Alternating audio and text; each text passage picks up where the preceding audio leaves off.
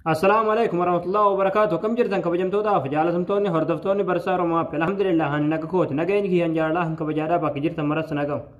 دعوتن كي فيديو أراك نكذا حالا سلبمات أبليكيشني تكمله سورالة دلت سندوراتان يوكين سورالة سندور أبدا سلبمات ديفچو دندے سن نسمبرسيس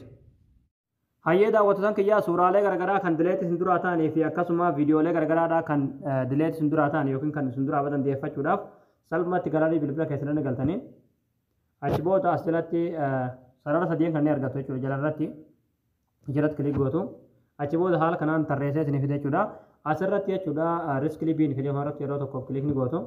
achi booda haala kanaan salphaatti suuraalee garagaraadhaa kan isin dura abatan jechuudha hunda asirraa argachuu dandeessan jechuudha suuraalee kana hunda keessaa suuraa dhiyeeffachuu barbaadan irratti yeroo tokkoof kilik ni gootan jechuudha dhiyeeffachuudhaaf galgalaliiti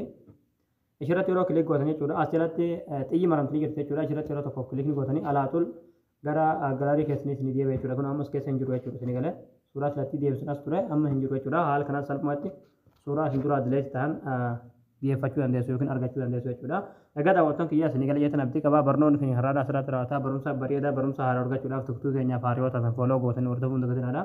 akkasumas viidiyoo keenya namni baay'een argee kan raafaatu laayik share waliif godhaadhaa barumsa biroota nagalti deebinutti waan hordoftaniif galatooma